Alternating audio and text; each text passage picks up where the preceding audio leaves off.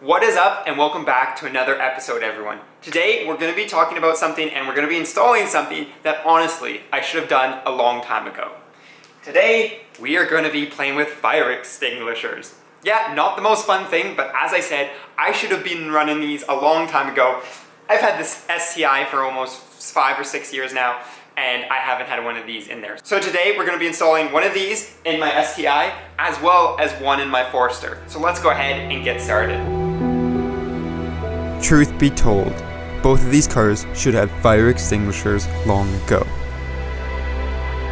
Whether it's cruising downtown or out on the track, all it would take is a fitting to come loose or some oil to get on the exhaust and set the STI ablaze.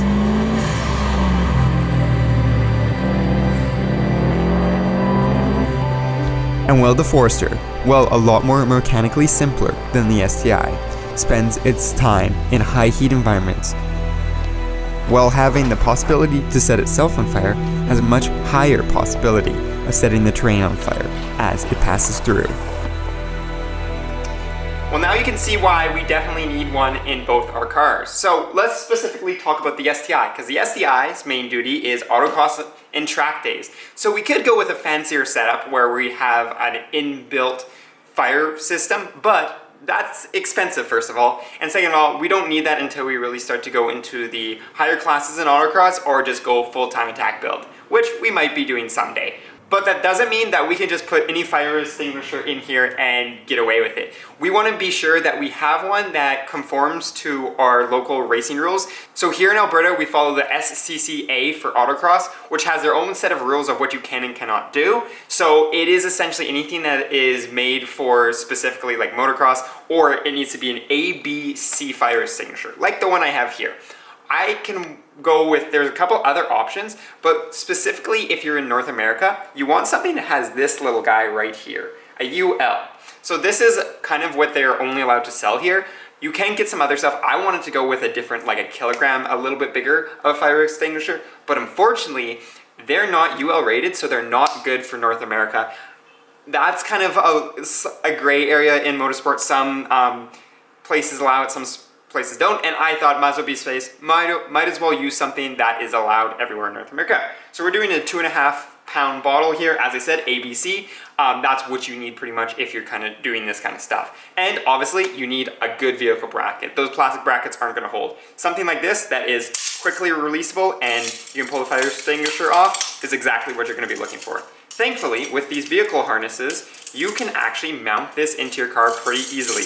As long as you got something that mounts onto there, you're good to go. So with this, we're going to be using this. So this is a seat bracket here. This will actually mount onto the 2 seat bolts, which I'm crossing my fingers they don't strip out, because if you watch one of my old videos, they actually, I sheared them. So hopefully that doesn't happen when we take them out. But this rip goes in between your seat bolts, and then you can go ahead, take this mount it on top of there, and then you've got a nice fire extinguisher mount that's most importantly accessible right in front of the passenger seat, so that you can grab it in case of emergencies, and well, it won't fly around when you're racing too. So let's go ahead and start installing it. So first things first, we're gonna take a 14 mil and undo the 2 front seat bolts on this passenger seat. Look at that, they actually came out this time. And with the seat bolts undone, it's time to go ahead and take our bracket and we're gonna mock it up first. So I'm gonna just move this mat out of the way, and then I'm going to go ahead and just mock it up and see how it sits. So it kind of sits right about there. So we have access to these nuts and bolts, but not the greatest access. So we're going to actually go ahead and mount the next piece on, which is our vehicle bracket. It's next.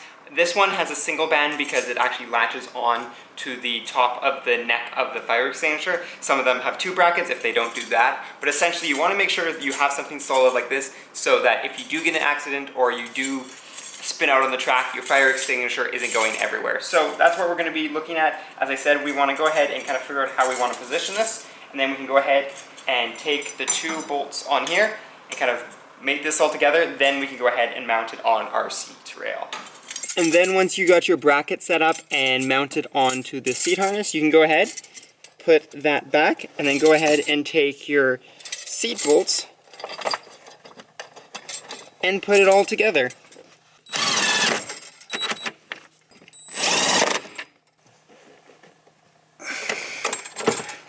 And then once you have your bracket in, you can go ahead and install the actual fire extinguisher. So there you go, and clamp it down.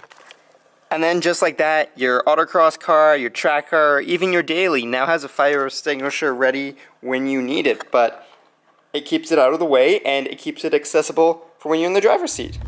And well, if you thought the STI was easy just using the bracket, well, here in the Forester a little while ago, we actually installed these MOLLE racks, which, shameless plug, you can go get at Flat 4 Off-Road if you're in Canada.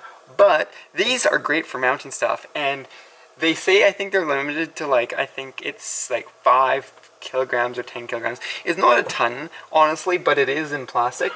But I'm gonna push that a little bit more, because check this out. It is really, really strong. And one of the things we're going to mount, obviously, is a fire extinguisher here. So we have lots of mounting holes on the bracket itself, which is great. Obviously, I'm using the same bracket because why not? And we're just going to find a place. I'm going to put it on the lower half because hopefully it's not as much weight on here. And it just keeps, it's nice to keep heavier stuff on the bottom. And then go ahead and put the lighter stuff up top, like my survival kit, some soft shackles, and all that fun stuff. So I think I want to put it like right here. Is kind of the plan, so I'm going to line up at least, well, 2 of the holes on the MOLLE rack. It looks like we're going to use this one and this one right here, and we're going to go ahead and just put 2 screws in through there, and then we should be good to mount the fire extinguisher right there. And with the bracket mounted down, it's time to go ahead, take our second fire extinguisher, obviously slot it to there, go ahead and clamp it down. Let's see if I can do it with one hand. And just like that, we have our fire extinguisher mounted on our Subaru Forester, and actually that ain't going nowhere. As you can see, it's like flexing the plastic, but as I said, I've pulled on it pretty hard and it stays good. So there we go. We can go ahead and mount this back up there and we are all done. The Forester now has a fire extinguisher too. So today we put on 2 different fire extinguishers on 2 very different vehicles. We've got the Subaru Forester, the overland build, and the STI, the track and autocross build. So hopefully this reminded you guys that if you don't have a fire extinguisher, you should probably go ahead and put one on. Doesn't matter if it's a race car or an overland vehicle, you should have one in your vehicles. But that is it for today's episode, so I hope this helps some of you. But next episode is going to be something really cool and really interesting. That is something that we're starting up on this channel, so make sure you're subscribed for that.